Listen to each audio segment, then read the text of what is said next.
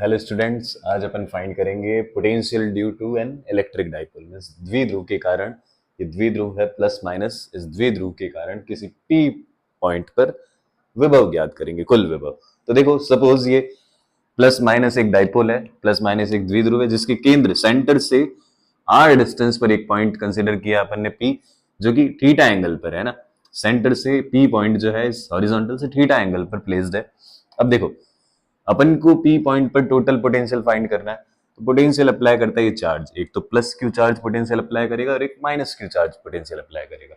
तो plus Q से distance है चार्ज की R1, ठीक है, पी पॉइंट की प्लस क्यू से distance R1 and minus Q charge से डिस्टेंस है R2, ठीक है। अब इस R1 और R2 को अपन को इन R की टर्म्स में फाइंड करना है, क्योंकि अपन के पास नोन है कि सेंटर से P पॉइंट R डिस्टेंस पर है, इतना अपने पास नोन वैल्यू है। R1 R2 इस R की फॉर्म में अपन को फाइंड करना है। तो देखो, सबसे पहले R1 R2 को फाइंड करते हैं इस डायग्राम में। तो in triangle OMB cos theta is equal to base upon hypotenuse, और बेस आपके पास थीटा के सामने, एंगल के सामने परपेंडिकुलर होता है और ये है base.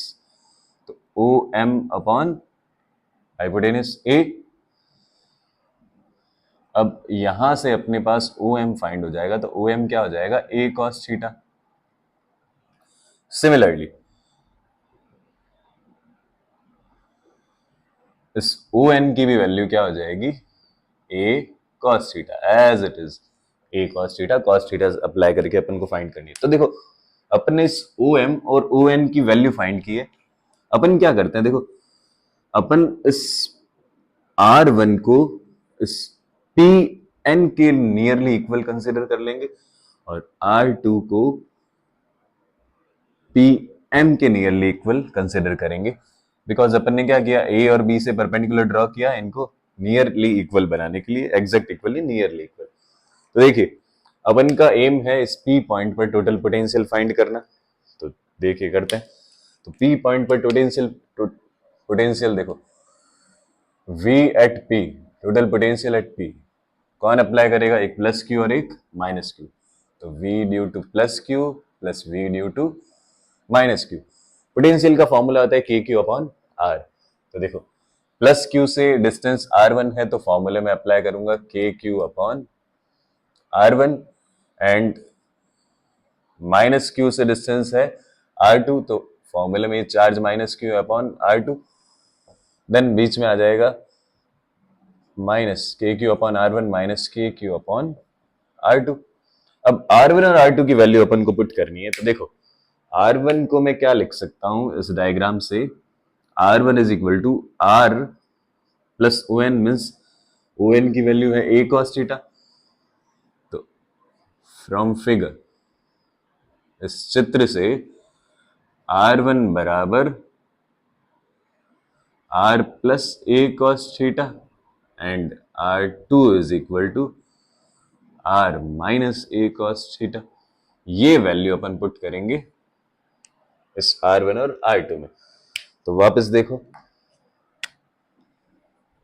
V at P point के q common 1 upon R1, R plus a cos theta minus of R minus a cos theta. आप अगर इसका एलसीएम लोगे तो अपॉन में आएगा r square minus a square cos square theta.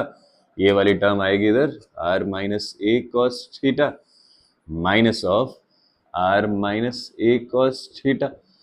R से r cut हो जाएगा, a means minus 2a cos theta, then के Q minus 2a cos theta upon में। अब देखो, अपन क्या करेंगे, यहाँ पे डाइपोल के बीच की डिस्टेंस जो होती है वो बहुत स्मॉल होती है। तो अपन क्या करते हैं, इस ए को इस आर के रेस्पेक्ट में नेग्लिजिबल कंसीडर करते हैं। तो अपॉन में सिर्फ आपके आर स्क्वायर बचेगा और कुछ नहीं बचेगा, ठीक है।